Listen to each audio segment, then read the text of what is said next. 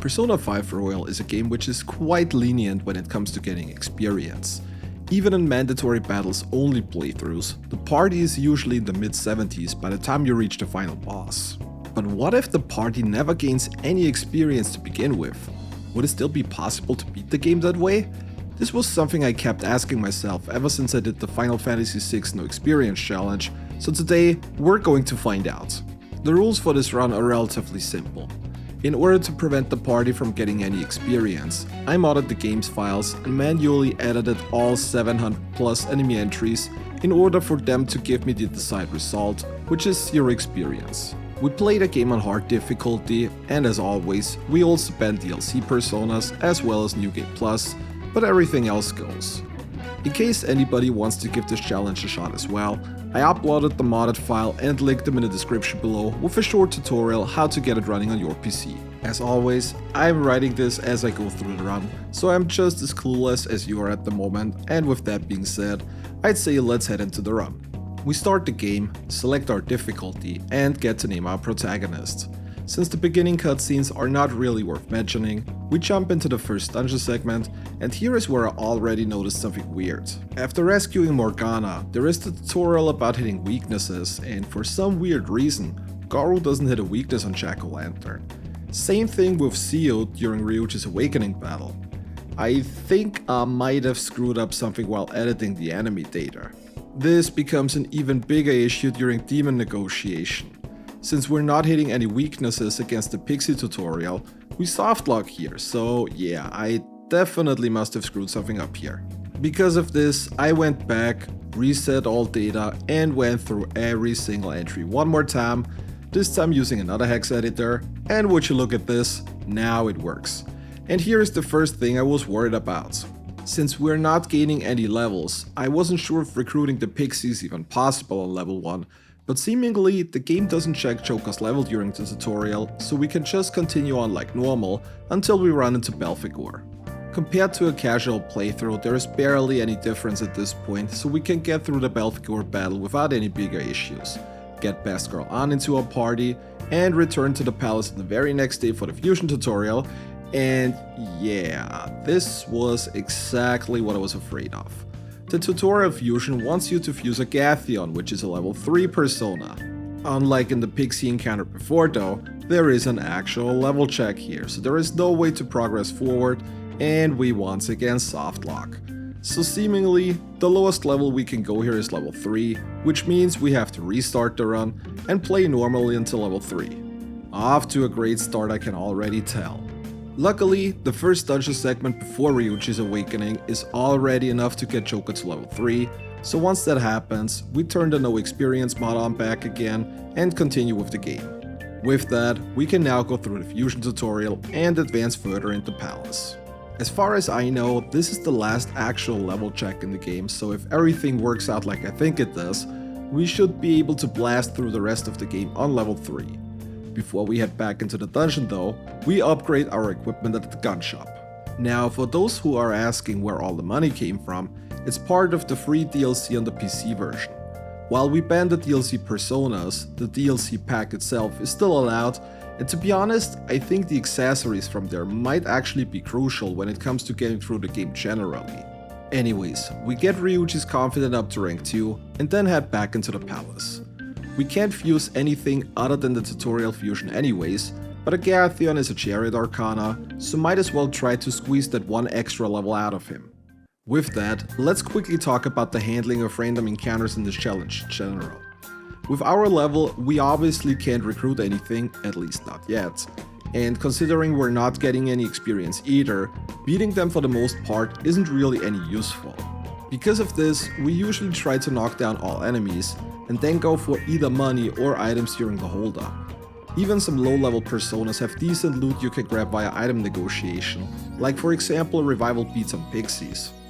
Not only are the items pretty nice to have, this method of battle is also very SP efficient, since we oftentimes would need more than one magic cast to beat an enemy. Another way to conserve SP is by using guns. The upgraded guns you can buy at the weapon shop are usually strong enough to wipe all enemies on turn 1, therefore not wasting any resources at all.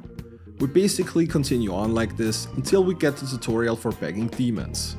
This was another section I was afraid of at first, but since this is only a level 2 Jack-O-Lantern in Royal, compared to the level 5 Incubus that was here in Vanilla P5, this is not an issue at all either. With that, we head into the first mini-boss battle of the game against Archangel. Archangel will always charge in the first turn and then hit either Morgana or on the following turn. We open up with Rakunda, guard with the 2 potential targets, and then start doing damage. After his attacking turn, he will always compose for the next turn before charging up again, so we basically have 2 free turns now, which are already enough to beat the mini-boss and continue on. The rest of the palace is not really special for the most part. The majority of random encounters are either beaten with guns or by holding them up. The Will Seed Gatekeeper Slime, as well as the 2 Eligors, are susceptible to ailments, so we can use Seal with Ryuji to hope for a shock proc, or use Palimpa from the level 3 Mandrake we've gotten earlier to control the battle with very little issues. And yeah, that is pretty much all there is to talk about in here. We are making surprisingly good progress, but I'm not sure how bad the low level is going to be once we head into the Kamoshida boss battle. Before sending the calling card, we make another trip to the gun shop to upgrade our equipment, as well as stopping by the clinic to stack up on healing items.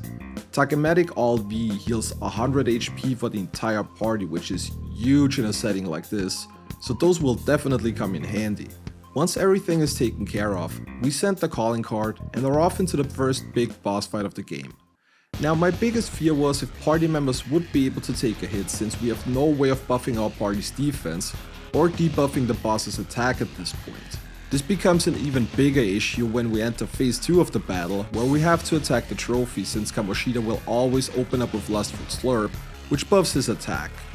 While we were able to out-heal the incoming damage with Dia before, Kamoshida's attacks now pretty much become a one-shot. Ryuji manages to barely survive on 1 HP, and while we would be able to destroy the trophy at any given time now, we intentionally guard in order to stall time. With an attack buff up, I am pretty sure the scripted Golden Spike would wipe the entire party, so the extra turn is going to make sure the buff runs out before we push him into the next phase. We guard with the entire party, the buff wears off, and almost the entire party is able to take the hit. This was very well calculated, props to myself for that. Shio is easily beaten in a single turn, and we transition into the last phase of the battle.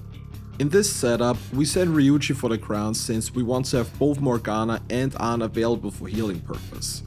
Kamoshida at this point only attacks once per turn with Golden Knife, but it still does enough damage that oftentimes a double heal is needed in order to get your HP up again. At the same time, we also have to keep doing damage to make sure that Ryuji is not going to get caught by Kamoshida, but the boss one-shotting party members left and right when they're not capped out on HP, especially in Morgana's case, is a rather big problem, and Ryuji eventually gets caught. Since Morgana was definitely the weak link, I decided to send him the second time. This way we only have one healer, but we have 2 party members with decent DPS, and since Ryuji also has more max HP, he shouldn't go down that easily either. Eventually, we get unlucky with a back-to-back Golden Knife on Joker, and game over for the first time in this challenge. Since I was pretty sure that this is doable with our current setup though, we went right back in for attempt number 2. Since the first parts of the battle are usually rather similar, let's skip forward to the last part again. Just like before, we send Morgana for the crown and try to get damage in while also healing up whenever necessary. This time, we managed to make it all the way, and once Morgana snatched the crown, the battle is basically won. One more turn is enough to end the battle and complete Palace number 1 with an average party level of 3. With that, we got our first bits of downtime, which we will use to get our social stats up and unlock and progress our first confidence. We unlock Soichiro and also try our luck with the very first challenge battle in the Velvet Room. The second reward here is the Duke's Coat, which gives an extra plus 30 max HP, something that is really good to have in a setup like this. While the battle took a couple of attempts, we eventually got it and are able to give Joker decent HP boosts. Returning back to confidence, Best Girl Takemi is definitely one that we want to get up as early as somewhat possible. At max rank, she sells physical and magic ointments, and I'm pretty sure we're going to have to somewhat abuse damage repelling items down the road if we want to get through this challenge, so getting her up early might be crucial. Once Kamoshida confesses his crimes, the party celebrates and we get to name our group, and because I am running out of ideas after doing several challenge runs of the game, I just went with the classic Damn Brats. I'll sue. The party makes the first mandatory trip to Mementos, but the mini-boss here is no issue either. Again, we can work with Mandrake's confusion to keep the battle under control and win without getting hit a single time. Once we're done, we continue working on our confidence and also unlock the chip. Considering there is no way we can increase Joker's max HP and SP via level up, we will probably go to the gym regularly once we got the most important confidence up and running, or during days where there is nothing better to do. We also unlock Yoshida, who may be another one of the most important confidence in this playthrough. His rank 10 ability allows us to recruit personas regardless of their level, so if we can make it until then, we get at least some option when it comes to persona variety. Shortly afterwards, we also unlock Dr. Maruki, and as most of you know, he is mandatory to max out in order to get the real exclusive content. One thing that I want to mention here is that due to our low level, we're not going to be able to access a lot of Arcanas, meaning we're going to miss out on confident points and probably have to spend extra time with some of them in order to get them to rank up. We button mash Morgana, and shortly afterwards are pretty much ready to head into Palace number 2. For random encounters, we're working with the same strategy as before. Since guns are not going to cut it for much longer, we mostly exploit enemy weakness for a hold up and then go for an item drop. Another rather interesting thing here is the fight against treasure demons. I was pretty curious to see if we were able to recruit them, as they usually join automatically without extra negotiation once you knock them down. And this seems to be working in this challenge run as well. I'm not entirely sure what to make of this, considering we can't use them anyways, but who knows when they might come in handy. At the very least, we get some more Arcana coverage and therefore bonus points during confident hangouts, so that's something I guess. We make it all the way to the end where we reach the barrier, and once Yusuke tries to paint some loots, we have to fight Nue with only Choka and Ryuji. Nue blocks Polimpa, so we are already in big trouble. The plan is to expose its weakness with fire elemental items to get one Wars, and then go for physical attacks. Unfortunately, Skullcracker one-shots Ryuji, as does Maya, which also does big damage to Joker. If this happens twice in a row, it's basically game over, no other chance. I tried this battle a couple of times, but the result was always the same. As long as it uses Skullcracker, we can do slight bits of damage while reviving Ryuji, but once the Maiha happens, it's pretty much game over. We either have to hope the Skullcracker misses a couple of times, or that Nue doesn't use Maiha more than once in the entire battle. And while we game overed here a dozen or so times, eventually we got the necessary luck where Skullcracker on Ryuji misses, and Nue didn't use Maiha a single time. I am not sure what to think of this, considering we already have to rely on good RNG in a mini-boss battle when we're only in the second dungeon. Anyways, we continue on with Yusuke's awakening battle.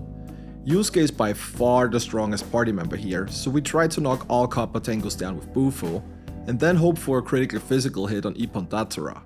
Unsurprisingly, all party members are one-shot by the enemies, but luckily some of them dodge a few times, and Yusuke is strong enough to take a couple of hits. A few turns later, all Kappa Tangos as well as the Ippon Datura are down, and we officially got the next party member in our setup. Since Morgana has by far the lowest HP and overall the worst stats and moves, he will get benched immediately to make space for our new overlord Yusuke. We get Maruki to rank 3, as well as Ryuji to rank 7 for the insta-kill ability that we're not going to be able to use anyways, and then return back to the palace to make our way through it. And here is the first very important item drop I want to talk about. When holding up Jack Frost, they have a chance to give you an Idat no Fuda, an item which acts like the Masukukaja spells, raising the hit rate and evasion of the entire party. Since it's going to be a while until we get the option to recruit new personas, these items are super valuable as they are pretty much our only means of buffing the party, so every time we find an enemy that gives items like this, we will probably grind a little bit on them to get a decent stock in our inventory.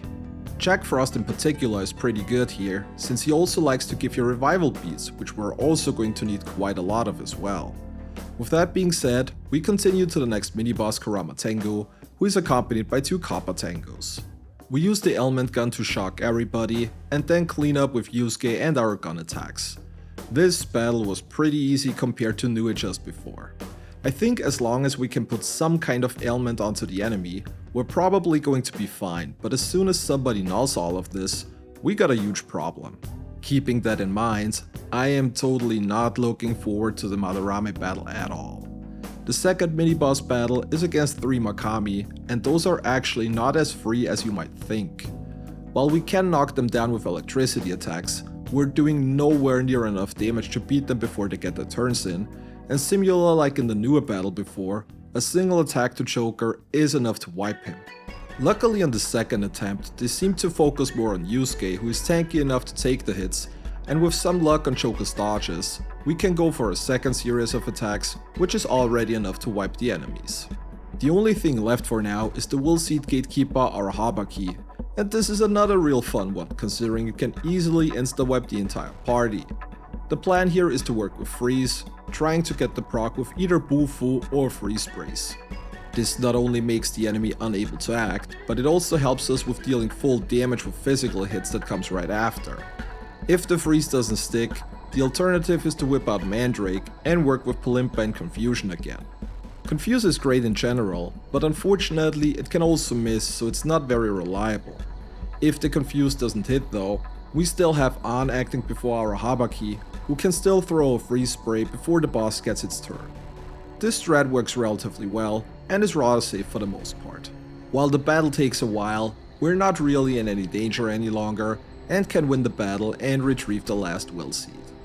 The reason why I wanted this one specifically is because it eliminates all weaknesses of the party member wearing it, so it might come in really handy during the Madarame boss fight. Once we secured the treasure out, we also unlock the electric chair in the Velvet Room. While this is not that special for the personas we currently possess, it is probably going to come in pretty handy later on when we get to the point of recruiting high level personas. That is, if we can actually make it that far, but that's a problem for future Ragnar. Before we leave the palace, we're going to be doing a bit of a grinding session here for items. Like mentioned earlier, we have the Jack Frost that can drop Itato no Fudos and Revival Beads, but that is not all. We also have Inugamis dropping Rosetsu Fudos, which raise the party's attack. The most important one though, which unfortunately I don't have on video since I don't record more than the first 5 to 10 minutes of a grinding session, is Nue, which has a rare drop, has magic ointments, and if you remember, we don't get access to those until we max Takemi's Confident, so having a source to grind those on this early could be huge. Once we're done, we leave the dungeon and again upgrade our equipment, as well as stock up on healing items in the clinic. Heals and revives are especially important, since I'm pretty sure that the boss will one-shot literally everybody but Yusuke. With that, we sent the calling card and are now ready to tackle the next major boss, and oh boy am I afraid of this one. Madarame could become a huge problem, and I wouldn't even be surprised if the run ended here. Phase 1 consists of 4 portrait parts, where the eye and the nose will attack the party with magic, and the mouth with physical attacks. And if this wasn't bad enough already, the second eye will usually buff the mouth to deal even more damage. The idea here is to throw the Itato no Fudos we farmed before to increase everybody's evasion and then hope for some lucky dodges. In order to clear the attack buffs, we can use the Kasha clears we bought in the clinic earlier. If we have a free turn with the party, we will also throw a Rosetsu Fudo to increase the attack. The entire setup basically revolves around Yusuke dealing damage, while everybody else is trying to stay alive as best as they can. And yeah, needless to say, we're not getting a first try victory here, or a second try, or a third one, or I don't know how many times I attempted this fight. Party members going down is not the big issue since we can easily revive them, but as soon as Joker gets hit, it's practically game over. Yusuke by himself is unlikely to beat the boss, but if we can stall enough turns, we have a chance to paint Madarame, at which point he becomes vulnerable to all damage, so this is pretty much what we're hoping for here. We had a couple of attempts that looked promising, only to get immediately annihilated with a single hit. If anybody remembers the Persona 4 Golden Mandatory Battles Only challenge, this reminds me very much of the Amino Sokiri fight from back then. After a couple of attempts, I came up with another idea though. The biggest issue on Choka is usually the magical attacks, so if we throw up a magic ointment, we should be able to protect him for long enough. We only got a couple of those since they are pretty rare, but this could work out. Not only does this protect Joker, but it also bounces back damage at the nose, which makes taking the enemy parts out easy as well. On our first attempt with ointments, we make it all the way to the paint part, and once Madarame becomes vulnerable to everything, we can easily take him out and transition into phase 2. Funnily enough, we only had the mouth part left at some points of the battle, so maybe we could have even done it without needing the paint, but that doesn't matter anymore. We make sure to reapply all buffs and heal and then transition into phase 2 when Madarame will put up 4 fakes. The plan is to put Rakunda on Madarame and then bounce off weakness hits for increased damage on Yusuke. And of course, we're off to a great start with Ryuji missing, but otherwise we're getting some good damage in on Madarame early. The most dangerous part here is the fakes attacking, because if you remember, each weakness hit is a one-shot.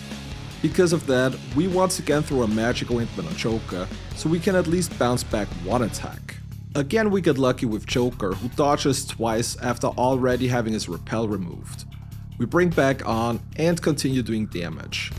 At this point, we usually only go for 2 weakness hits and then baton pass over to Yusuke, as I am pretty sure that 2 attacks with a level 3 baton pass will do more overall damage than a single one with max baton pass.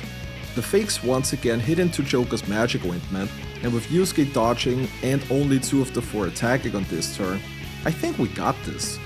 We once again hit a couple of weaknesses, baton pass over to Yusuke, and there we go. That's it. This was honestly not as bad as I expected it to be. I went into this fight expecting that there is a good chance to run this over here, but it only took me like 40 minutes in total to get through this fight. Honestly, very surprising, and it gives me a bit more confidence that we might actually be able to do this. Since we got some downtime now again, we continue working our confidence, especially Takemi, as we want to max her out quickly.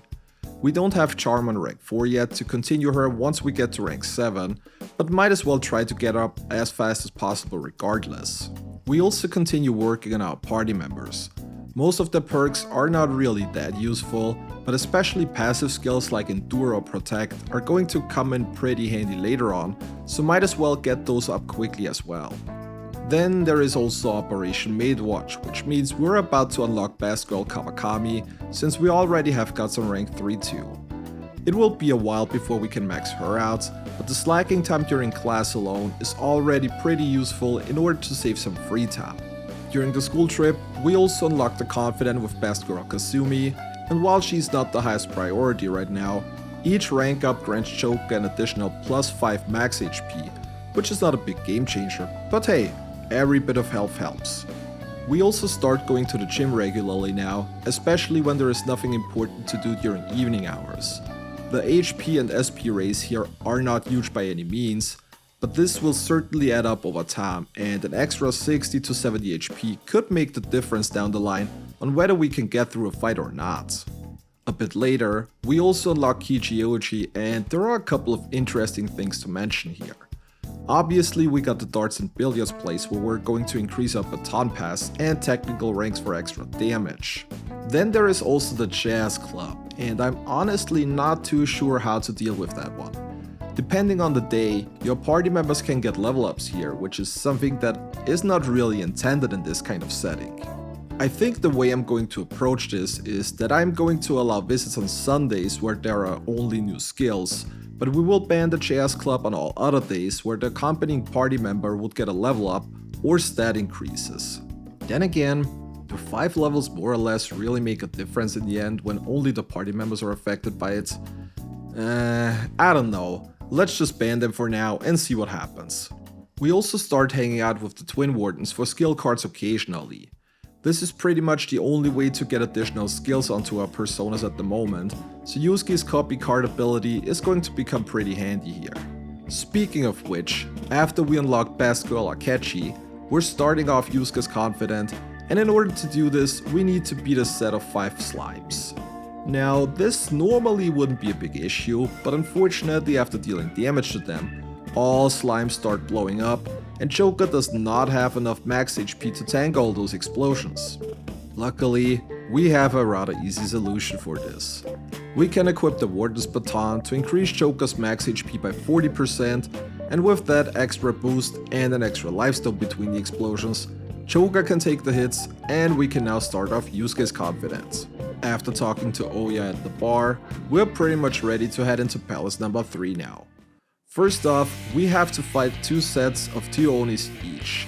As you might have guessed, we are once again trying to work with ailments here. We get a lucky double stun on the first set and then try to get the biggest amount of damage out of it with Yusuke hitting technical hits.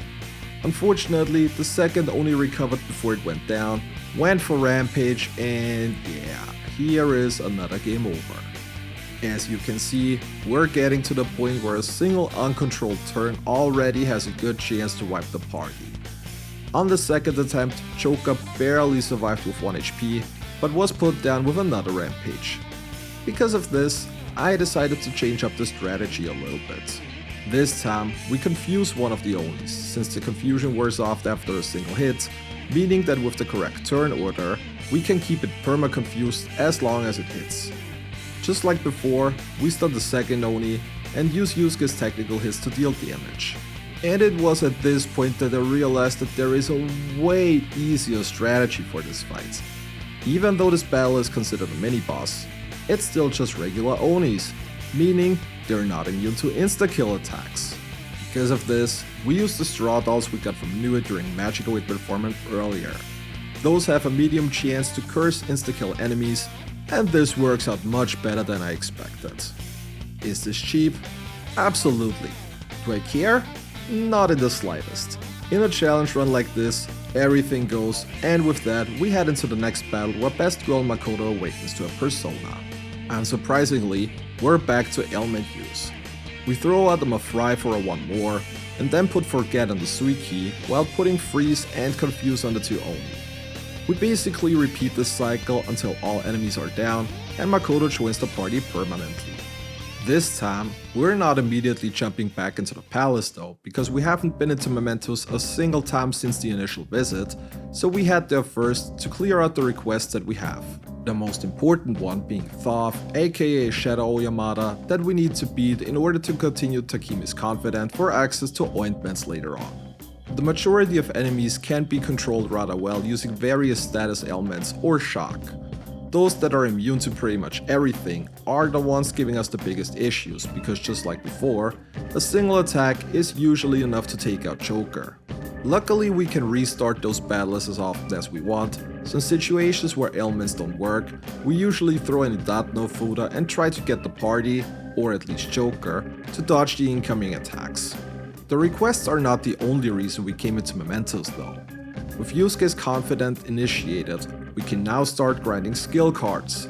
During hold up, enemies can occasionally drop skill cards when requesting an item, and this is exactly what we need here. We are getting various skill cards from enemies here, and something we desperately need are debuff skills like Secunda or Taronda. Since we have basically no means to debuff any enemy stats until now, this is going to be extremely helpful going forward.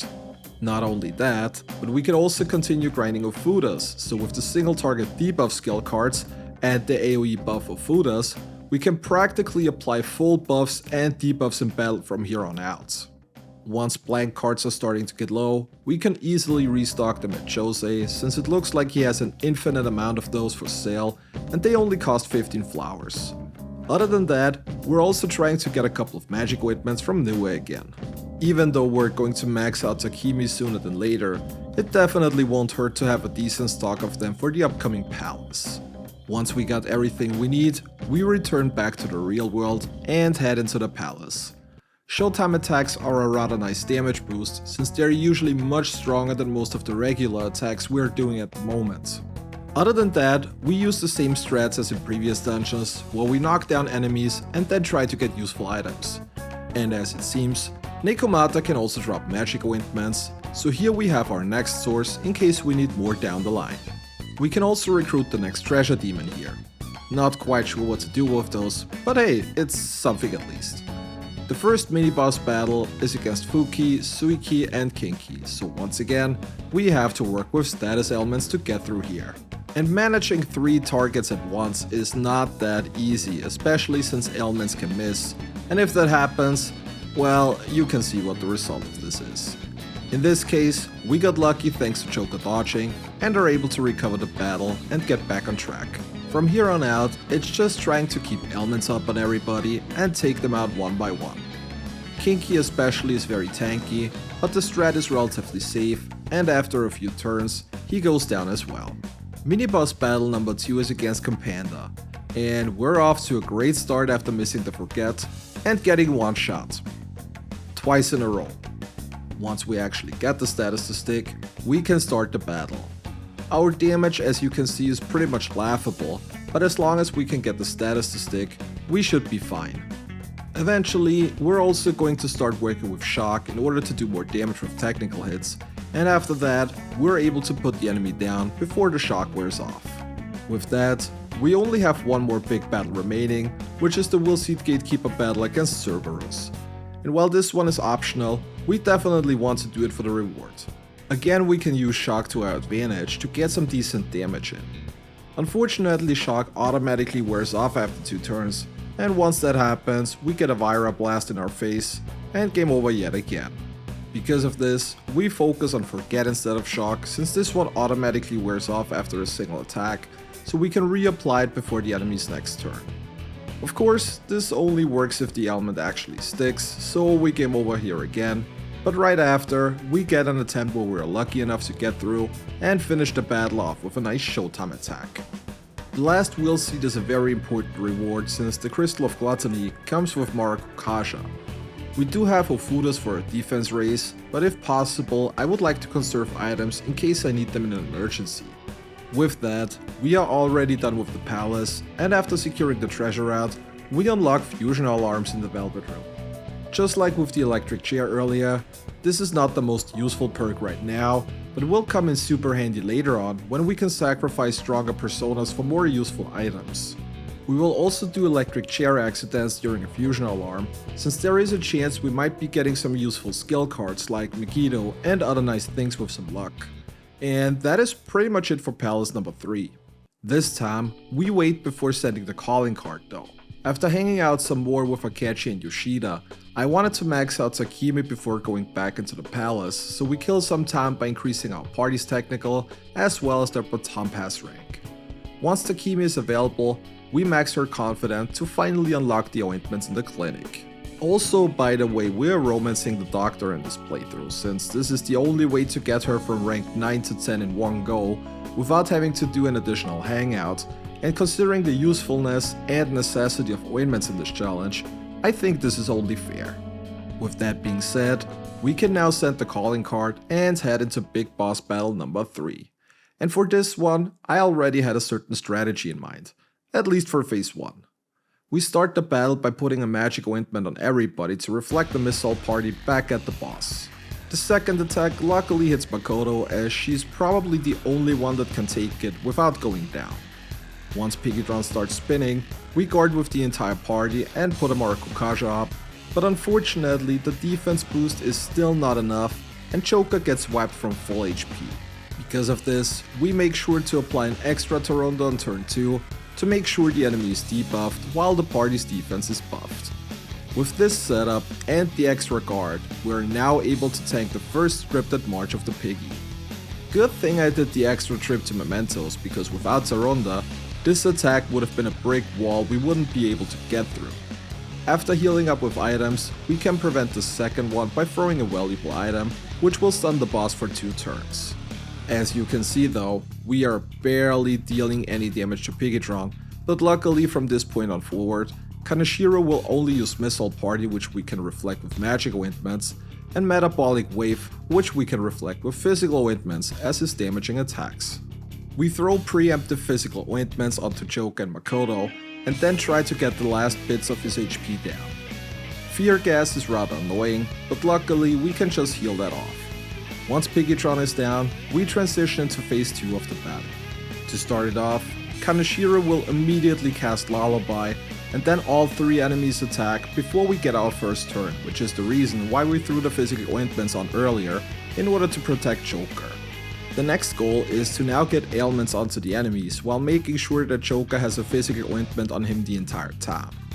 With the exception of Sionga, all attacks in this phase are physical, so the ointments make sure we don't game over that easily.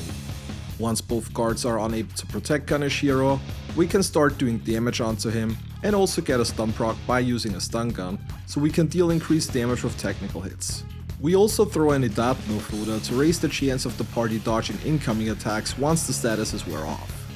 After a couple of more attacks, Kaneshiro already starts using Make It Rain, which is a percentage based attack and can't wipe the party. Nonetheless, we have to make sure that the guards stay down since the follow-up attack can still easily wipe a party member. Once the guards run away, the battle is practically won, and after a few more attacks, Kaneshiro goes down and we complete Palace number 3.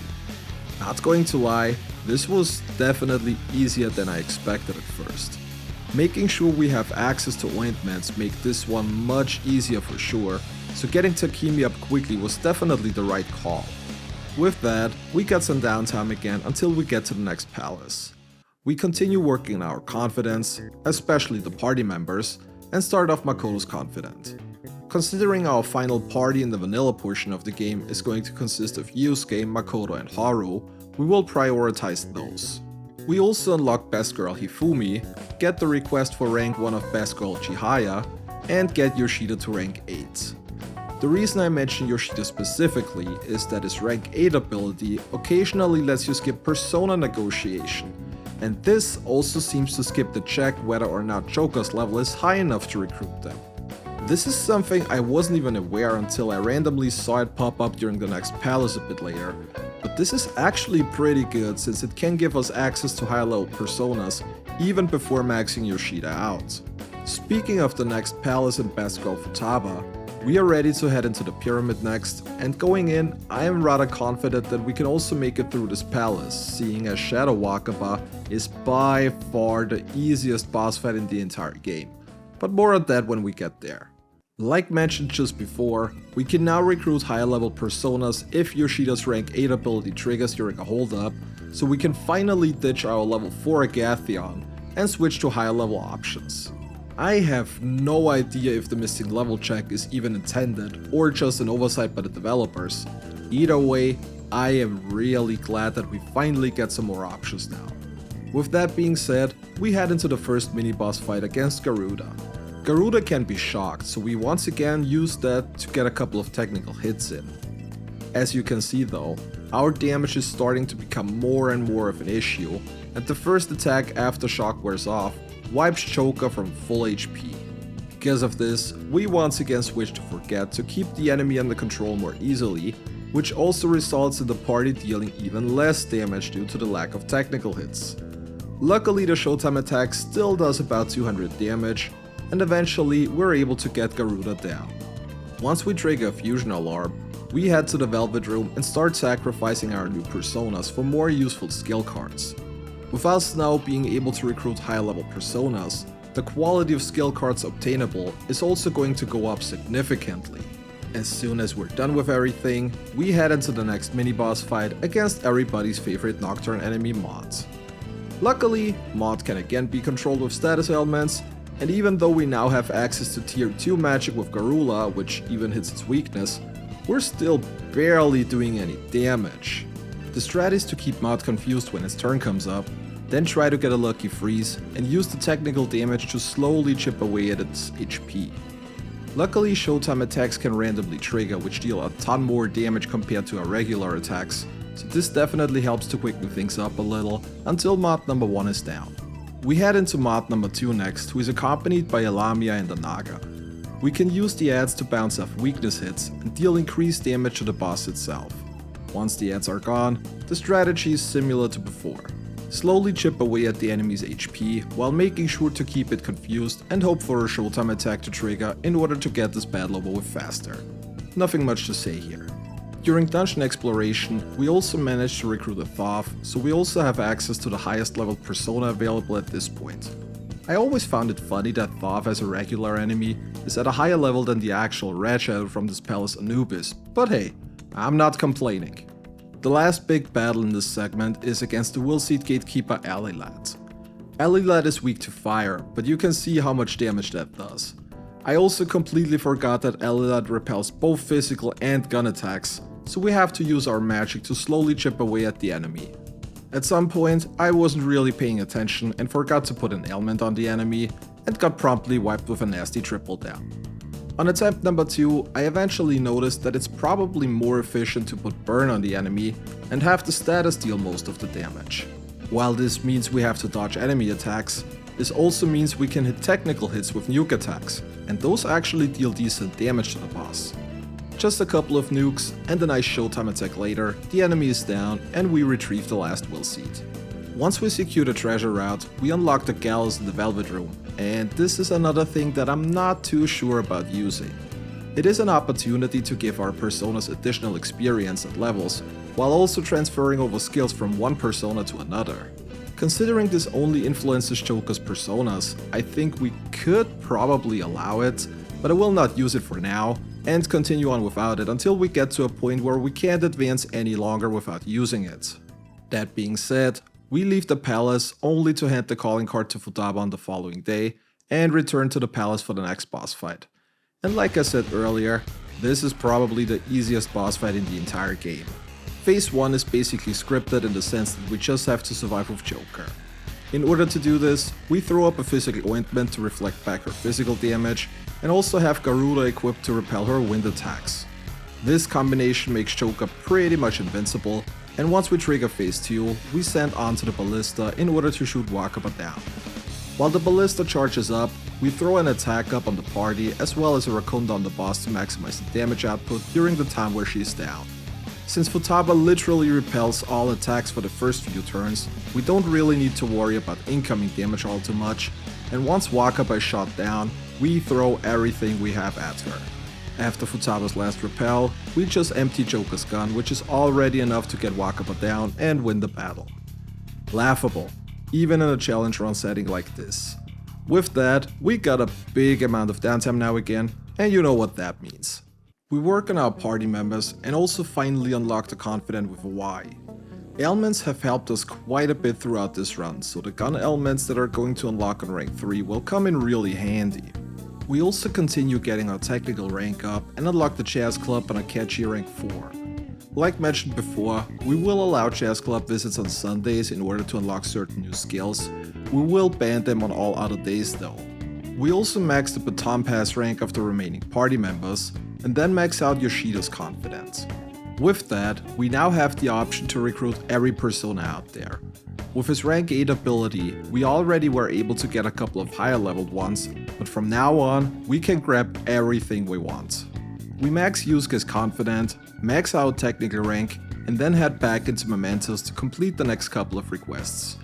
With Yoshida now maxed out as well, we can finally recruit all personas, so we start from the very top and try to get everything we need. I'm not going to go into details on everything we grab here since it's just way too much, so I will probably explain the more important parts later on when we actually get to use them. When it comes to requests, it is still pretty much the same strategy as before. Everything that can be controlled with ailments is easy, and for everything else, we just try to dodge the majority of attacks. Technically, we could also cheese some of them with ointments, but I'd rather save those even if they're not really that expensive. Every time we trigger a fusion alarm, we head into the Velvet Room and try to get some useful skill cards off the new personas we've gotten in the meantime. And yeah, I think those are the most important parts. We spent several hours in Mementos trying to get the majority of useful things, but overall it's rather repetitive in general, so we skip forward a bit until we return to the real world. We repaired the broken laptop and are now able to shop in Tanaka's black market shop. Considering I have no idea what my future damage output is going to look like, we regularly stock up on Magatamas, which deal a fixed 150 damage. Looking back at my Persona 4 mandatory battles only run, those were my main source of damage towards the end, so it is probably a good idea to build a decent stock of those in case we might need them in the future. We start building up the confidence with Futaba and are finally able to continue and or start those that were locked behind the momentous request we just completed before, like Chihaya. On the Hawaii trip, we hang out with the boys since our waifu is back in Tokyo treating patients, and once we return, we are ready to head into the next palace. We recruit our Habaki in order to have a persona which repels all physical damage, best girl Haru awakens to a persona, and we battle her fiancé next. Since Haru is at a much higher starting level than the rest of the party, she's going to be our main source of damage in this dungeon as demonstrated in this fight. We try to knock everybody down and then throw out a powerful triple down to deal good damage to the enemies. The fiancé unfortunately is immune to all status ailments, but thanks to Haru's fast ailment healing, the attacks are no problem at all, and a couple of turns later, the fiancé is already down again. After the fight, we immediately put the Demonica device on Haru since the passive gun amp is going to boost her triple down damage by quite a bit. We continue on with the next chief battle, and the strategy here is pretty much going to be the same for all of them. We knock all enemies down with elemental damage, and then pass the baton over to Haru to deal maximum damage with triple down. Unlike vanilla Persona 5, all robots are neutral to gun damage in Royal, which will be a very important thing later on. Before continuing, we head into the battle against the Red Shadow in this dungeon, and needless to say, I think everybody knows what the deal here is. Every time we get to this part, I rave about how incredible Giri Mekala is for a challenge run setting, and it is no different this time around. Giri Mekala repels all physical attacks, nulls curse, and resists fire while only being weak to blast damage. Since we have to get it into low HP before being able to recruit it, we're playing it rather careful, throwing out freeze sprays to keep the enemy from attacking for the most part. Once that is done, we continue on battling the chiefs, though the battle is still as before. We knock down everything to get a baton pass going, and then unleash a fully powered triple down.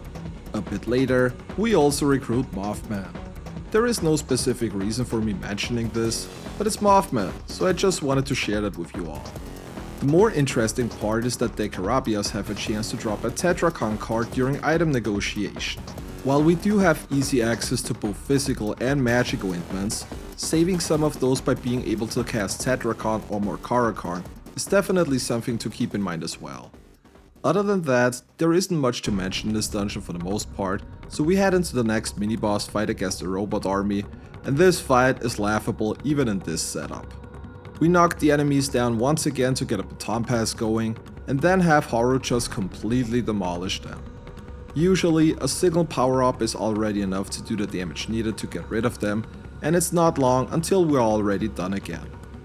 The last battle here is against the Willseed Gatekeeper Melchizedek, and this one is another one that is rather easy thanks to ailments. Since we can shock the mini-boss, we can easily get technical hits on the enemy, and 2 turns later, the battle is already over again. And with that, we are pretty much done with the palace. I know this wasn't very spectacular, but with Haru being available now and putting out great numbers, the majority of the battles really are no issue at all. Another thing I want to mention here is that we're getting access to the first couple of personas that hold elemental boost cards, which usually turn into amp cards during Fusion Alarm. With the help of those passives, we could potentially boost our damage output by quite a bit to the point where a level 3 Choka could become a viable DPS character again when combined with tier 3 elemental spells. While we do get Akechi later on, he's only available for Saya's Palace, so for all other big fights before the new year, Haru is our highest level character, and even she will fall off pretty hard later on, I assume. Anyways, we return to the real world, but before sending the calling card, there are a couple of things we want to do first.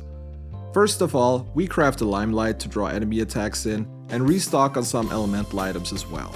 With access to Dekarabia, we also finally have a Counselor person available to get the most out of Maruki's Confidant as well. Up next, we head into the Darts place to get Haru's Baton Pass level up to max, because she is for sure our biggest DPS, and we want to maximize her damage as much as somewhat possible. After also maxing out Kawakami, we are ready to set the calling card and head into the next big boss battle. And while for a lot of casual players this may be one of the toughest battles, this was honestly not one that I was scared of. At least compared to Madarame or Kaneshiro earlier. We start the battle off by having to get through several robot waves first. Each wave is weak to different elements, and the intended way to do this is to power up your baton and throw out strong weakness hits. Since we barely have any strong magic casting party members though, we need a backup plan. During the chief battles earlier, I mentioned how all of the robots are neutral to gun damage in Royal, and this is exactly what we're banking on here. We use elemental items to get a full baton pass going, and then have Haru wipe the wave with a fully powered triple down. With those strategies, we can clear the first 3 waves of robots within a single turn, so we're off to a good start. We also try to have an attack buff on the party at all times, while also lowering the enemy's defense during later waves with Giri Mekalla's Morakunda. On wave 4, we intentionally stall for a turn, since at this point Okamura will always issue the sacrifice order commando, which means the enemy will explode on the following turn, dealing huge damage and probably wiping the party. Had we cleared wave 4 immediately, we would have gone for this at the start of wave 5, and with our setup, I am pretty sure that we would not have the damage potential to wipe them within a single turn, which would have led to an explosion and another game over. By stalling, however, he issues the order to the last robot of wave 4, which we can easily clear before transitioning into the big boy wave. We clear the hunger and then continue building the baton pass for a nice fully powered triple down. And just like expected, we do nowhere near enough damage to clear the wave in one turn, so stalling beforehand was definitely the right call. Since Haru is targeted, she gets wiped on the enemy's turn, but luckily afterwards they target Choka, who repels all damage thanks to Giri Mekalla.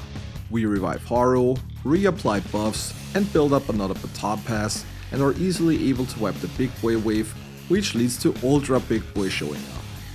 Luckily this one is not immune to status ailments, so we can use free sprays to control the enemy and make sure that it doesn't get a single attack in.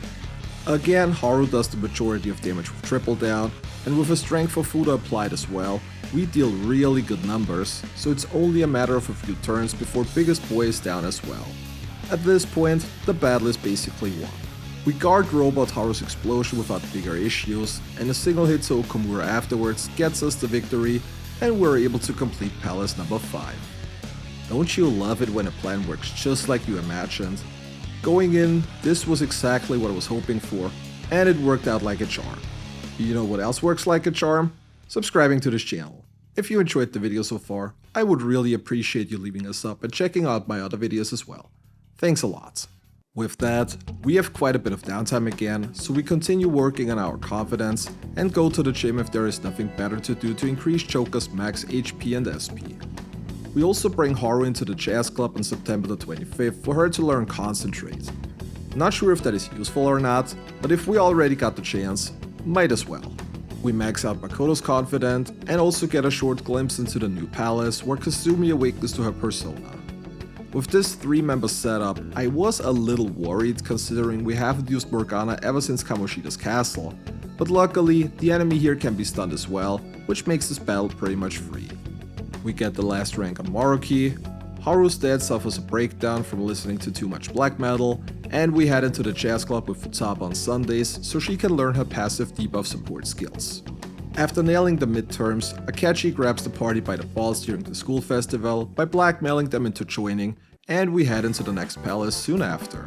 With this, we also got access to first form Akechi now, and even though he leaves the party again after Sai's palace, he's still the strongest party member we have available at the moment, so best boy Yusuke has to warm the bench for now. Another thing I barely paid attention to up until now is how useful insta-kill spells can be. Akechi has access to both Hamon and Mudon, both of which can be incredibly useful if you think about how low the party's damage output is becoming over time. The first actual mini-boss encounter is against Nebiros, and this one can be rather nasty.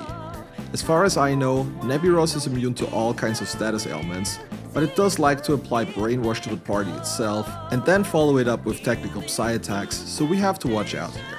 Luckily, it is weak to blast attacks, so Akechi's Kuga can deal decent amounts of damage.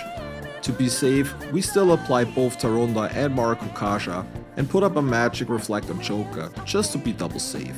Akechi with the combination of Kuga and Megaton Raid does the biggest amounts of damage, while the rest of the party is mostly there for support.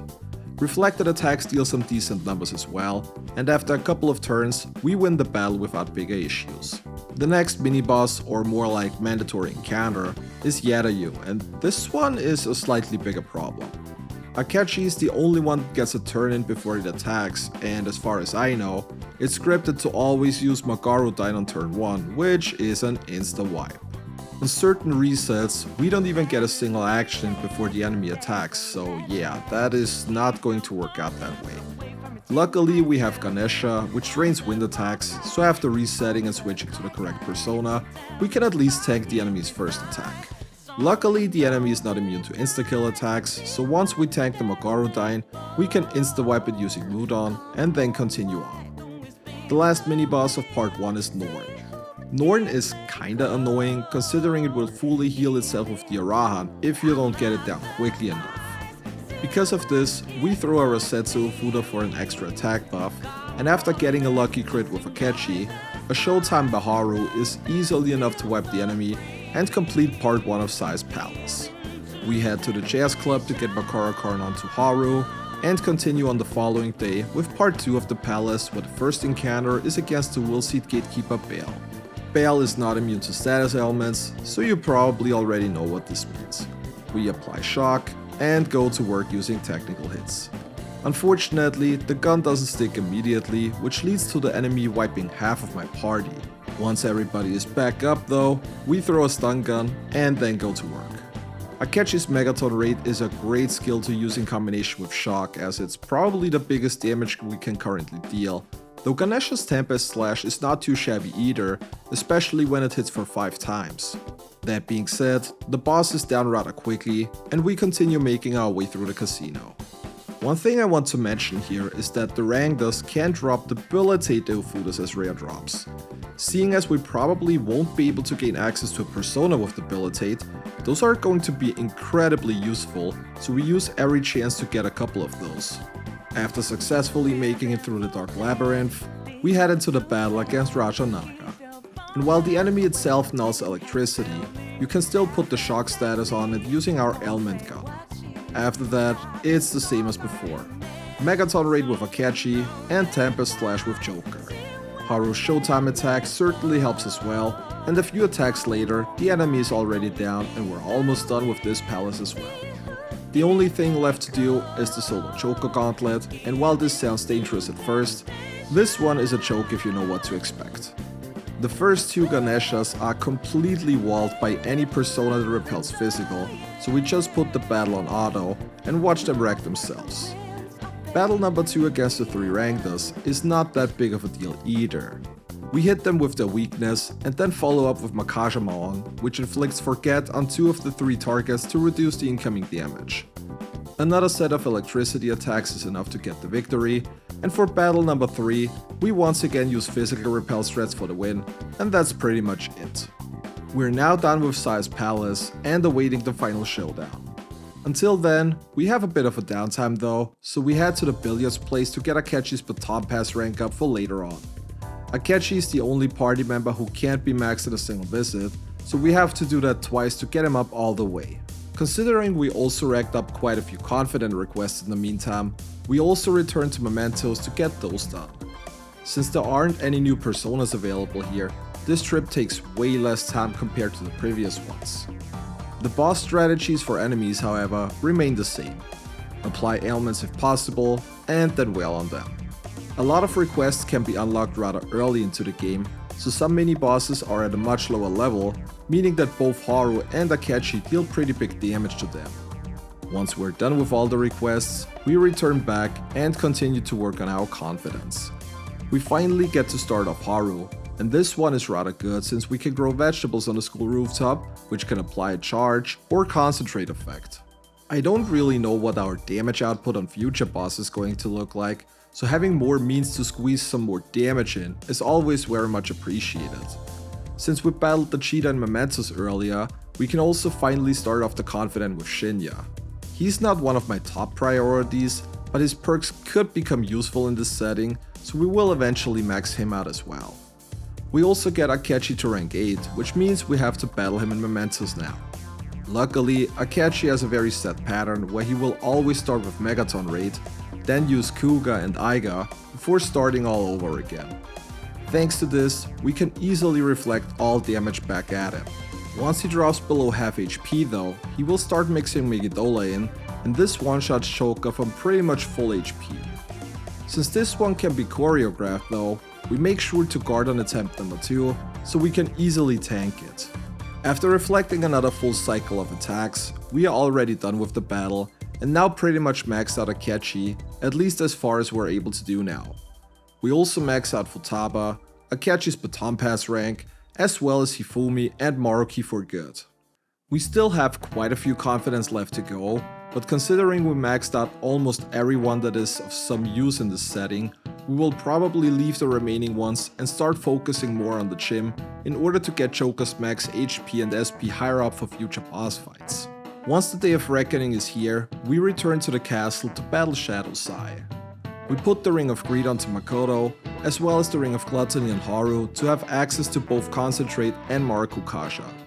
Both Choka and Akechi get the gauntlets for increased dodging chance. Before we head into the battle, we also put a couple of skill cards onto Noru.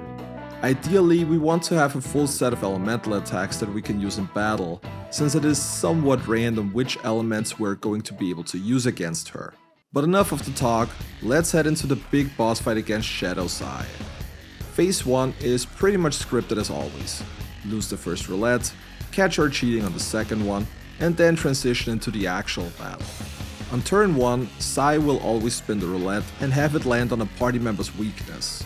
Since she's still neutral to everything on turn 1, we set up an attack buff and have Akechi throw a concentrated Kuga on her, which only does roughly 200 damage. And it was at this point that I was starting to worry quite a bit. Akechi is my strongest party member, and a charged magic attack only does like 200 damage. I don't like the looks of this at all. Anyway, the roulette lands on Psy, which means she will take neutral damage from nuke attacks. As far as I know, if Makoto is in the party, the first roulette is pretty much guaranteed, or at least has a very high chance to roll Psy.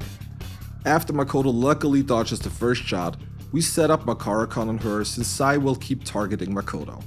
This way she stays alive without issues, and Sai also has no chance to get a 1 more to potentially become even more dangerous.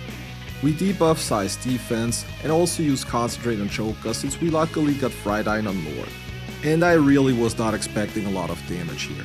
Maybe like 300 on a good roll. And as you can see here, whoa, wait a minute.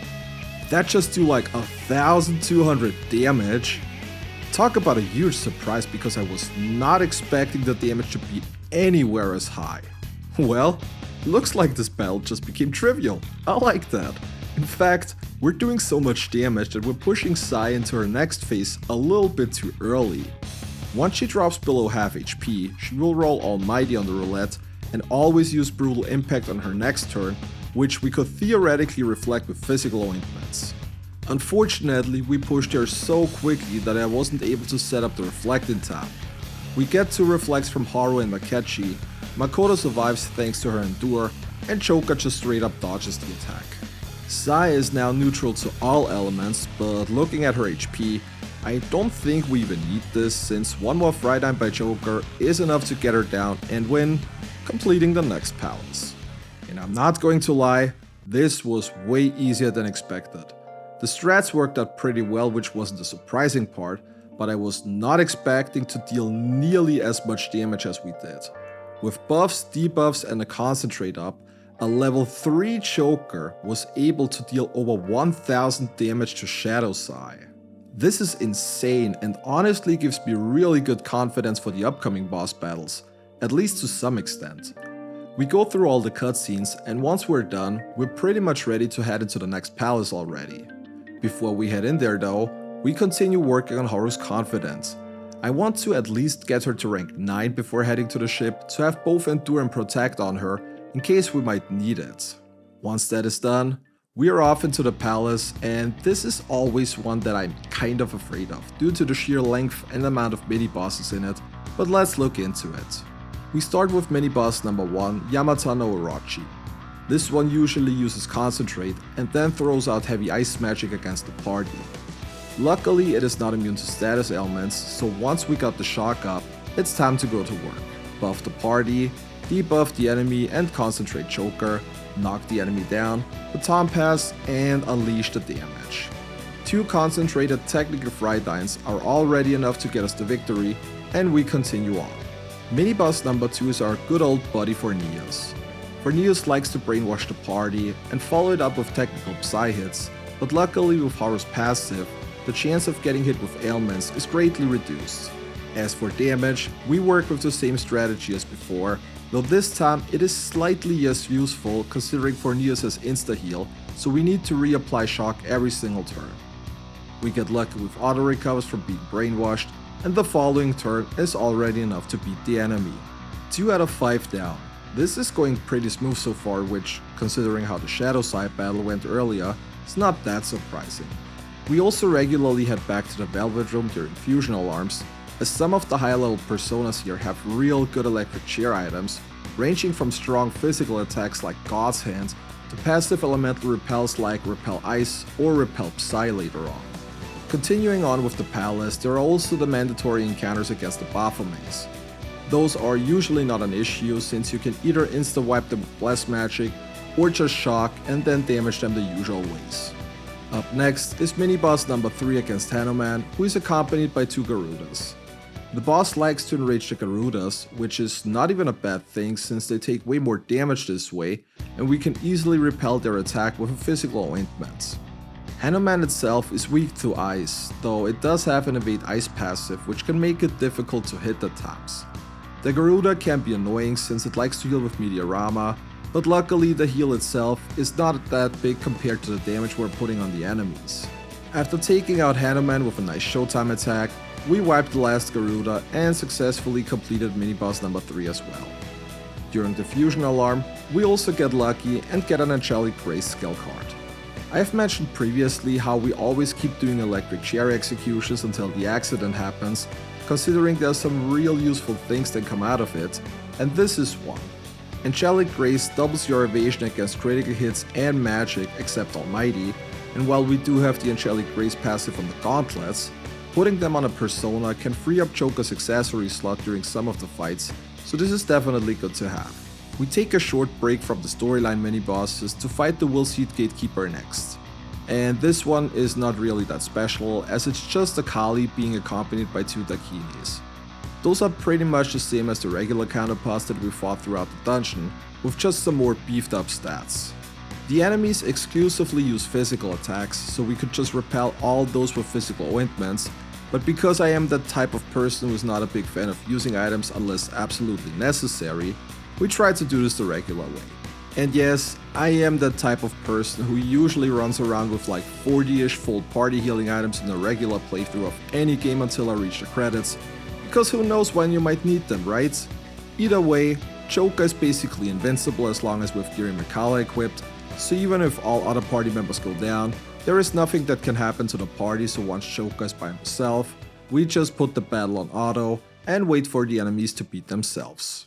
We continue on with mini-boss number 4 as we battle Oberon and 2 Titanias. Once again, we can exploit the enemy's weakness to get 1 Morse as well as shock for tactical hits. The biggest problem in general though is that the Titanias like to snipe Haru with their nuke attacks, gaining 1 more themselves several times. This battle in general got pretty messy towards the end as we got pretty unlucky with our stun procs to some extent. Eventually, we were able to put Oberon down, and once the boss is down, all there is left to do is clear up the Titanias after him for victory number 4.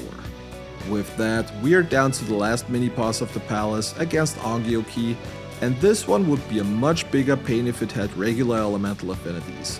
It usually resists physically and repels curse, but for some reason, the mini-boss version of it is neutral against literally everything. And while Ongyoki seems to be immune to all status ailments, knowing its attack pattern, we can easily reflect all damage back at it. The boss will always use Maiga on turn 1, then go for a couple of physical hits before repeating that process again. All we do is stacking ointments and watch the boss rack itself. Is this cheap?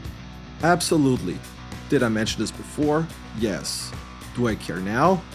My Choka is level 3, so I think you can answer that question yourself. Anyways, after a couple of repels, we finish Ongyoki off with a nice showtime and are now done getting all letters of recommendation. That is, if there wasn't the Akachi battle that is still coming up, so let's head in there next. The first phase is rather easy since both enemies exclusively attack with physical hits, so we once again repel everything until they're done. Phase 1 Akachi has pretty much the same AI as his rank 8 confident battle, and considering he's very likely to focus his attacks on Joker, preventing the damage and repelling it back is not a huge issue either.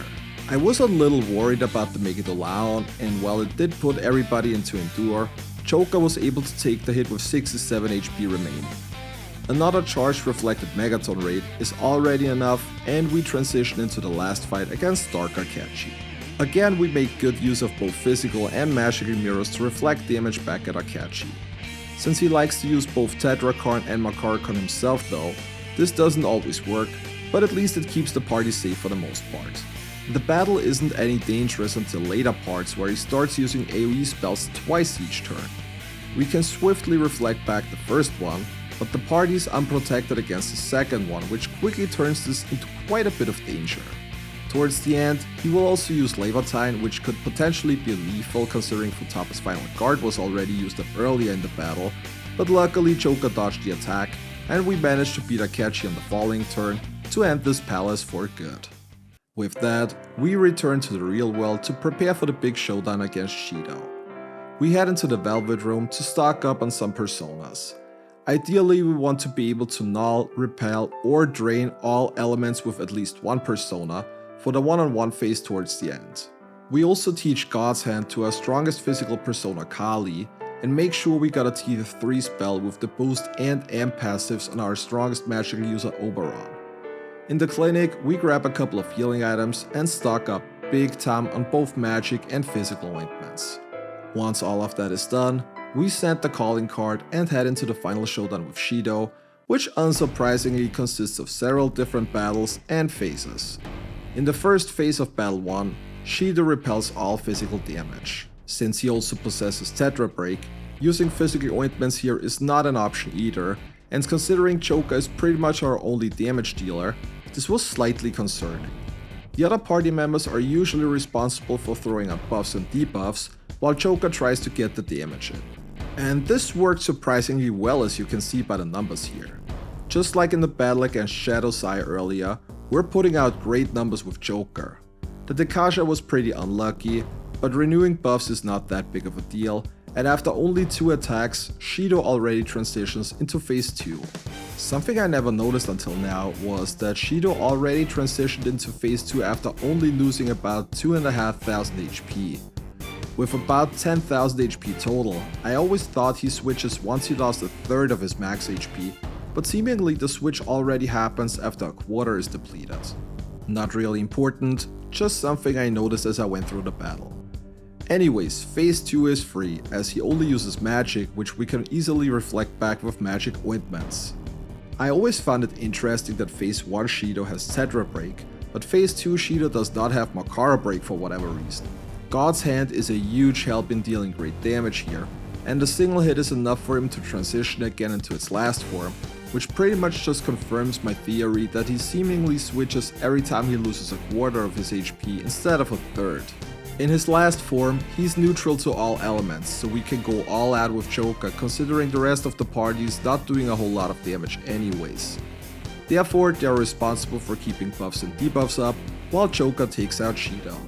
Cannon Fire triggers both Yusuke's and Makoto's Endure, but other than that, there isn't anything dangerous happening, and we're able to beat the first Shido fight just 2 turns after he transitions. We continue on with fight number 2. Shido will always open the battle using Heat Riser, which we can easily dispel using Akasha Clear, and then put Debilitate back onto him. Bloodbath triggers Makoto's Endure, as does Tyrant's Purge on Yusuke, but luckily Joker still puts out pretty good damage on the boss when concentrated or charged. The next Heat Riser is easily debuffed again, and this version of Shido goes down soon after as well, triggering the last battle against him. Since this is not counted as a separate battle, the Endure doesn't get renewed either, so we need to be a bit careful here. Luckily, we have already set up the majority of ointments on the party, so we should be safe for the most part. Tyrant's judgment swiftly gets reflected back, and after hitting another Bufodyne, the following heatwave triggers Futaba's final guard. Yusuke manages to dodge the Tyrant's fist, the homunculus blocks Tyrant's purge, but unfortunately he's not able to dodge Tyrant's wave. Luckily, nobody else went down to this attack, so recovery is not a big issue at all. After reapplying buffs, Shido charges up for another Tyrant's fist, which we can easily reflect back at him, triggering the last phase where he ejects everybody but Joka from the battle. Remember when I said earlier that I want to have personas to cover all elements in my stock? Yeah, I completely forgot about magic ointments. With Giri Mikala up and magic ointments, Joka is basically invincible here, and we can just reflect all damage back at Shido until he finally goes down for good. Since damage repelling items are usually banned in my challenge runs, I often completely forget about them, but yeah, even without magic ointments, this part of the battle would have been free regardless. Anyways, we have quite a bit of downtime again until the apocalypse is upon us, so might as well use that as best as we can. The majority of evenings we spend in the gym since we pretty much maxed out all confidence that could be useful. During the day, we duplicate skill cards, blend vegetables, and also finally max out Haru's confident now. We also continue on with both Shinya and Chihaya, and decide to also max out Ryuji. He hasn't been in the party ever since Makoto joined, but who knows if he might have some niche use down the line, considering we got tons of free time anyways. We also head back into Mementos to clear the last 2 confident requests, as well as everything else that is not completed yet. While the requests at this point aren't really anything special, there is something else I wanted to try out. Mostly for fun though. We are going to battle the Reaper with a level 3 Joker. Now some of you may already know this, but this is a battle where you actually want to be ambushed, since this way the Reaper will only get a single action instead of 2 per turn, which already makes us a bit safer. Unlike other battles, we also can work with ointments here, since he will just spam Megidolaon as a countermeasure, which is definitely much more dangerous than what he usually does. Joka also does very little damage here compared to previous bosses, even with buffs and charges or concentrates up. While the Reaper itself can hit really hard, he also likes to waste his turns casting elemental breaks, which gives us enough time to recover in case things go south. The biggest issue in this battle though is definitely the amount of damage the party deals. Because of this, I eventually decided to just switch strategies and started throwing Magatamas in order to get faster and more consistent damage in. I am not planning to save after this battle since the Divine Pillar is not going to be very useful, so I can waste as many resources as I want to. With the help of Magatamas, we can speed up the battle significantly since we can deal up to 600 damage in a single turn if everybody's up and well. Towards the end, he also starts spamming insta-kill moves, but luckily we have a good amount of homunculus in our inventory to prevent anybody from going down. And that's pretty much all there is to it. We continue on throwing Magatamas until the Reaper is down as well, and we win the battle. Like mentioned earlier, we're not going to save here since the Divine Pillar in this kind of setting is rather useless, so we mostly did this for the funsies. With the Reaper out of the way, we return to the real world and go through the last remaining days. On December 11th, we head into the Jazz Club with Makoto to get Debilitate on her. Other than that, we max out the last couple of confidence and spent the majority of time in the gym, increasing Joker's max HP and SP. Once Christmas Eve hits, we head back into Mementos. Deep Mementos for the most part isn't really special either, but we do get the opportunity to recruit quite a handful of new personas again. Some of those can be itemized into more useful skill cards like new elemental repel cards, giving us more options and variety. The one battle I want to specifically mention here is the mandatory ambush by the 3 Dominions. This one can be a bit dangerous considering you have to go through 3 unprotected turns, but once the party took the hits, we can stun all enemies and then just complete the battle as per usual. As soon as we hit the bottom of Mementos, we go through the scripted encounter with the Holy Grail. After going through the turns, the party gets ejected and we watch Mementos become one with Tokyo before continuing on. Up next, we have the battles against the Archangels coming up, starting with Uriel. The enemy starts the battle by summoning 2 angels, which is both good and bad at the same time. The good thing is we can use the Angel's Curse weakness to build up a Baton Pass and deal increased damage to Uriel. The bad thing is, if we don't beat the Angels in time, there is a decent chance that they will use Samara Recarm, which fully heals the boss. Luckily, they never even get the chance to do so, as we are able to take Uriel down before that happens. Afterwards, we just clear up the remaining ads and then head into the next battle against Archangel number 2 Raphael. Raphael exclusively uses physical attacks, so you can probably guess how that battle went. We start putting up physical ointments on the party, and of course he is the only party member without one at this point. Once that is taken care of though, the battle is free as Raphael pretty much beats itself, and we just have to clear the last bits of HP. Archangel number 3 Gabriel is rather similar, though this time the battle is magic oriented, so we are working with magic ointments in this case. The only issue is that Gabriel attacks twice each turn, meaning that we're only able to reflect the first attack back at her. Luckily her damage is not the highest, so we are able to tank the second attack without any bigger issues. This combined with a charged God's Hand is already enough to easily get through this battle, and after a few turns we're done here as well. With that, we head into the last Archangel encounter against Michael, who once again comes with 2 angels on his side, and this one is a little trickier since he can use physical attacks, magical attacks, and also make it allow. And to top it off, of course the angels can use Samara Recarm to fully heal the boss if they want to. Here is where I had a, for me personally, genius idea though. The angels are not only weak to curse, they also don't block insta-kill abilities, so we can use Straw Dolls to insta-wipe them and build a Baton Pass for Joker to deal maximum damage without having to fear any heals.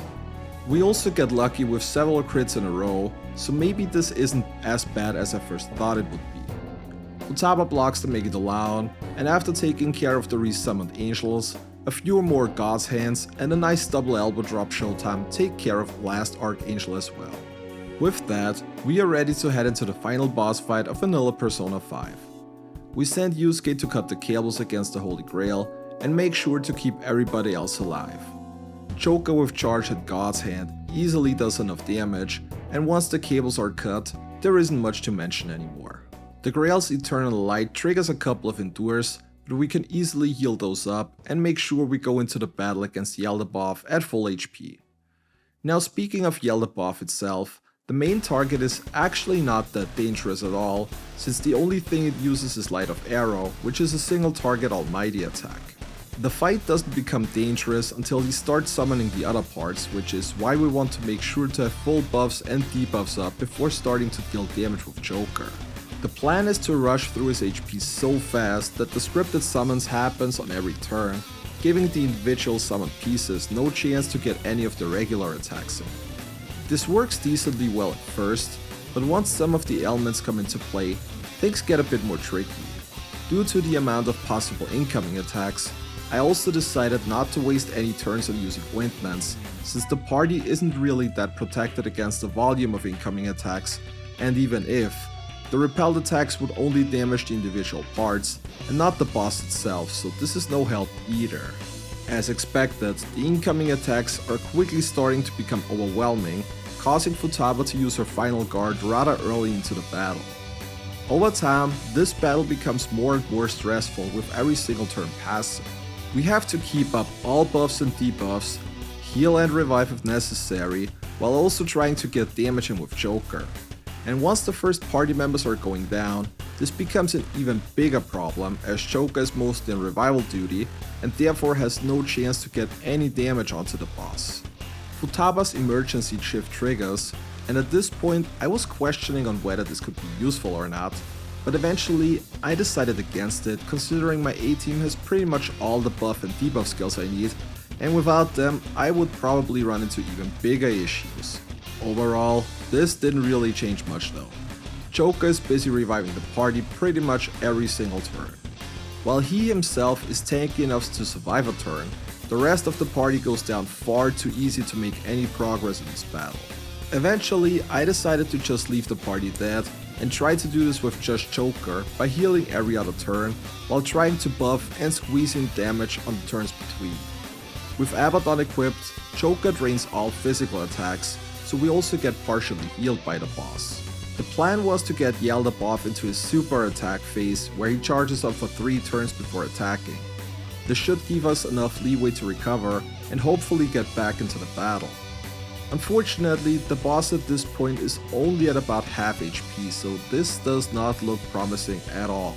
Once the buffs run out, their attacks are also dealing way more damage, causing the Enduring Soul to be triggered, and Joker shortly afterwards going down. This is our first game over in quite a while, but I wasn't gonna get discouraged by that defeat since I already had a backup plan in mind. The battle basically began to fall apart because we had to reapply buffs and debuffs too much, causing Joker to miss turns and therefore damage, which resulted in the individual parts getting too many attacks in. On our second attempt, however, we are taking several turns in the beginning, stacking buffs and debuffs before starting to do damage. While the effect from those itself doesn't stack, we can prolong the duration by another 3 turns every time we cast it, so hopefully the buffs and debuffs hold on long enough to carry us through the majority of the battle. And while we still had quite some issues, this did work out much better as we made it way past half of Yaldabaoth's HP this time before running into the same issue again. This time, we also made use of the emergency shift once it triggers, which put Ryuji and An into a party. The idea here is that even if they don't possess the necessary skills, they can still throw items, and with the extra Endure, they might be tanky enough to aid Joker to get Yaldabaoth into the HP threshold we're looking for. Remember when I said earlier that we maxed Ryuji because he might become useful eventually? Turns out I was right in the end after all. Once Yaldabaoth starts charging up for Divine Apex, we release all powers on Joker while also throwing Magatamas with the other characters. 150 damage per hit isn't the most, but it stacks up over several turns, and in the end, we're able to beat Yaldabaoth and finish the battle before his big attack even goes off. With that, we have successfully completed the vanilla portion of Persona 5 without ever gaining a single experience point. To add to this, while we watch Satanael pierce a god's face or whatever thingy that is, we also did it without any of the extra experience opportunity the game gave us. I was talking about banning both Gallows and the level ups from the Chess Club earlier, stating that we only use them if they are absolutely necessary. Well, turns out that that's not the case either, at least until here, because after spending Christmas Eve with our waifu, we head into the really exclusive content of the game. The world becomes super weird, and we're now about to head into the final palace of the game with a level 75 Akechi and Kasumi by our side. Both new party members are not only doing great damage, but also have decent coverage, which is going to be the reason that both of them will join the A-team going forward, with Haru serving as the 4th party member. Another thing I noticed in this palace is that we cannot talk to bugs in order to recruit it, which I found really weird at first. After giving this a thought though, this is probably due to Bugs being an advanced fusion and not a regular persona. I think Bugs is the only advanced fusion you can encounter as a normal enemy, so I guess it makes sense that we can't recruit it so easily. Anyways, once we make it to Maruki, he takes control of Kazumire, and we now have to battle Hastur with only Joker and Akechi. This is a fight that gave me a lot of trouble in past challenge runs, and it's not less tricky this time around. Hastur can use all kinds of damaging attacks, but the most annoying part about the entire thing is that he likes to fear Akechi. With him going first, we also don't really have any easy way to heal it without losing a full turn. When Akechi is not feared though, he usually tries to keep up debilitate on the enemy and then start doing damage. Joker is responsible for the healing, while also chipping in some damage on turns where he has an opportunity to do so. Overall, this battle is trolly and annoying, but we got it under control pretty well for the most part, and once the scripted Dirahan happens, we unlock their Showtime attack and use it to immediately end the battle. We go through the next couple of scripted cutscene days, and once we talk to all party members, we return to the palace to get Sumire back. And what's the best way to do this? Easy, fight her. And this battle again is free. We equip a persona with Repel Physical, and then just put the battle on auto and wait for Sumire to wreck herself. The rest of the party returns, and we follow up with a battle against Cendrillon and a couple of summoned Byakhee. Those are weak to nuke magic, so we can use them to build a baton pass and then deal big damage to the boss itself. Taking the ads out also helps keeping the boss in control, since she likes to fully drain their HP and heal up to 600 HP. Overall, the battle is not that big of an issue though. Make sure to keep the boss fully debuffed, buff your own party, and set up the baton pass in order to slice through her HP until she is down. With Sumire rescued, we return to the palace a couple of cutscene days later to get going with part 1 of the palace. On the way, we once again grab the new personas that spawn here, especially Fafnir. While Fafnir needs to be weakened before we can recruit it, we definitely want to grab it. It has great elemental affinities and stats. It is also the highest level persona we can get in this challenge overall. Fafnir will most likely be the persona we will use for the rest of the run, including the final boss, so I was pretty glad that we managed to successfully recruit it on the very first attempt. Up next is the first mini-boss battle against Dionysus and Chimera, and this one isn't very special for the most part. Chimera has a curse weakness and can also be stunned, though we're not lucky enough to get a stun proc this time. It's still taken out rather quickly, so Dionysus is the only one left. And if you needed any further proof that Showtime attacks scale off the level of the party member using it, look at this beautiful one by Joker, which deals a whopping 87 damage to the boss. Anyways, Akechi finishes the battle off, and we continue in the palace until we run into the final boss of part 1 against everyone's favorite demons Scathatch and Cuchulainn. We start the battle with a nice miss, and then Sumire gets frozen on the Mabufodai. Luckily, you can stun Cuchulainn, so this makes damage control somewhat easier. Considering he also has an electricity weakness, we can focus on that, and the baton pass further boosts our damage against the enemies. Sumire takes herself out due to an unlucky high counter, but recovery luckily is no issue. Akechi takes care of the first enemy thanks to a charged Showtime attack, which only leaves Scathatch on the field, but this one is really annoying. We try to focus on physical damage here, but the high counter is really trolly at times and certainly feels like way more than the 20% it supposedly is. After Sumire hits a lucky crit, Akechi can get off a concentrated Migdolaon, and another attack is enough to beat the enemy and win the battle. With that, we are done with part 1 of the palace and have to head back into Mementos next. Before we do that though, there are a couple of things we still want to do. First of all, we are starting off part 2 of Sumire's Confidant. With her being part of the A-team, I definitely want to make sure that her Confidant is maxed out as well before continuing with the story. We also head into the darts place and max her baton pass rank in order to get the most damage out of her. There are also the third awakenings on the other party members. Futaba especially is important since her ultimate support is a huge help when it triggers in battle. We also make sure to head to the Jazz Club on Sundays to grab the last couple of useful skills that are available there. Ali Dance and Arms Master will go on Sumire, while Spellmaster will be put on Akechi to reduce the SP needed for Rebellion Blade later on. Once we get everything done, we head into Mementos for the last time, and there is not much to say about this. The last couple of requests aren't any special for the most part, and we just rush up all the way to the top since there is nothing of big importance on the way. As soon as we reach the top, we return to the real world and head back into the palace a few days later. The first mini-boss here is a fight against Surt. Now this one is usually rather annoying to my classic A-team setup, but with this party, the fight really isn't all too bad. Surt can be frozen, which already makes damage control quite a bit easier. Other than that, it's the usual strats. Buff and debuff, charge and concentrate on both Joker and Akechi, and do damage until the boss is down. Finish him off with a nice Showtime attack by Sumire, and then continue on. The Will Seed Gatekeeper is basically a regular Fafnir fight that we have done before, so not much to say here either. Freeze the enemy, and then take it down with technical damage. The last mini-boss of the game is against Siegfried, and this one is a bit tricky. Not because he's so difficult, but because we get rather unlucky trying to apply ailments. It took several attempts to get the shock to stick, which resulted in Akechi almost getting wiped. Once the element is on, it's pretty similar to before though. Hit technicals, time pass for increased damage, and continue to do so until the enemy is down.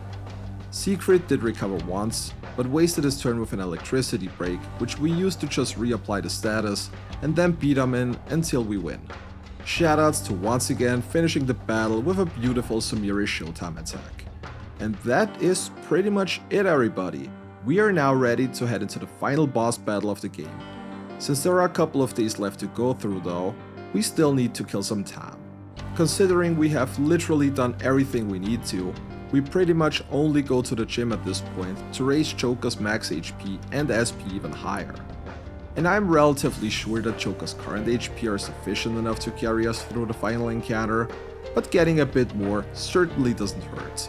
Once February the 2nd hits, we hand the calling card over to Maruki and return to the palace. We put the Cerned Hermeline's badge on everybody and then make our way to the top of the palace. You also might have noticed that we slightly changed our party lineup, replacing Haru with Makoto for the final battle. The reason for this is that in phase 1 of the battle, Maruki likes to use nuke attacks which Haru would be weak against. Makoto on the other hand, completely nulls it, and the extra debilitate on her might come in handy as well. As for Joker, well, he is almost invincible in this battle. With the exception of Maruki's super attack, he nulls or repels literally everything that is thrown at him. Most of you probably know how this battle works in general, but let me quickly refresh everybody's memory in case it's been a while since you last played the game. The tentacles on the field greatly reduce the damage done to Maruki and Azathoth, so you need to get rid of them first in order to properly damage the actual boss. There is a small asterisk attached to that though, because as you can see, attacks that are reflected back at Azathoth are not reduced by the tentacles at all and do full damage. Now the easy way to cheese this boss would be to just throw ointments and reflect everything back at Maruki. Considering he attacks up to 3 times each turn though, this is only partially useful. Nonetheless, I also wanted to see if we can damage the boss the intended way, and by the looks of it, I think we should be fine. It's only a couple of turns before Maruki already transitions into phase 2, and this is the reason we put the Cerned Hermeline's badge on everybody before coming in here. This one completely nulls all blast and curse attacks, so Eternal Radiance is literally blocked by the entire party now. This is especially important on Akechi, who's running around with a blast weakness. Just like in phase 1, we try to get rid of the majority of tentacles and do damage to Azathoth. Ideally, we set up the baton pass chain in a way that Akechi can deal the final blow, since Rebellion Blade is by far the skill with the highest damage multiplier that we have available. Since Maruki bans certain actions each turn, this can become a little annoying, but overall it is nothing too dangerous. To add to this, we also start throwing physical ointments regularly, not necessarily for the repel, but more as a safety means since Maruki still attacks several times every turn. When Maruki charges up for Tyrant Chaos, we guard with the entire party in order to have everybody stay alive. Joker has over 900 max HP, but at this point I'm not going to risk anything that could potentially result in a game over. And yeah, I think this is pretty much everything there is to talk about in phase 2. We continue on with pretty much this exact pattern, and after a while, Maruki and Azathoth are down, and we transition into phase 3 of the battle. In this one, Maruki takes highly reduced damage, and we can't really debuff the incoming attacks either since Adam Cadmon can't be targeted. Still, we buff our entire party, debuff Maruki, and then go to work again. Maruki will use Revitalized Soul once in order to drain 300 HP from the entire party, and after this, Adam Cadmon will start using Grand Palm, which is an incredibly strong attack, but since it only targets a single party member, recovery is usually no issue. Joker even managed to tank one of those hits without triggering a protect from the party. I think this is the first time I have ever seen a party member not go down or at least have their endure triggered by this attack. That being said, it's only a couple of more hits until phase 3 Maruki's down as well, and we transition into the last phase. At this point, the challenge is won. Phase 4 and the aftermath is scripted where you can't game over, so we go through the last couple of turns, bonk Maruki on his forehead, and then end the run with a nice fisticuffs battle. And that is it, everybody. We beat Persona 5 Royal without getting a single point of experience. This includes party levels, Persona experience from the Gallows, and even the level ups you can get from the Chairs Club. This was definitely one of the most fun runs I've done recently, especially early on. Just like a lot of other runs, once the game opened up, the challenge became more manageable, but I do still wonder if this would have been possible without recruiting higher level personas. Maybe I will try this one again in the future with further restrictions. I have a lot of stuff planned for future videos, including an entire new format of challenge runs concerning Persona games, so I hope you're all looking forward to those as well. Like mentioned during the intro of the video, I have linked the edited enemy table in the comments below if anybody wants to try out the challenge as well. If you do so, let me know your thoughts about it. If you're still here and enjoyed the video, subscribe to the channel if you haven't already, and also watch my other videos please. It really helps the channel out big time. With that being said, special thanks go out to this video's top supporters Novarel, Laura Nemeth and Shurker. Becoming a channel member or joining the Patreon gives you 48-hour early access to all videos, among other small perks. So if you want to support the channel even more, there are plenty of ways to do so. That is it for me today. I hope you enjoyed the run as much as I did, and I hope to see you all next time as well. Until then, take care.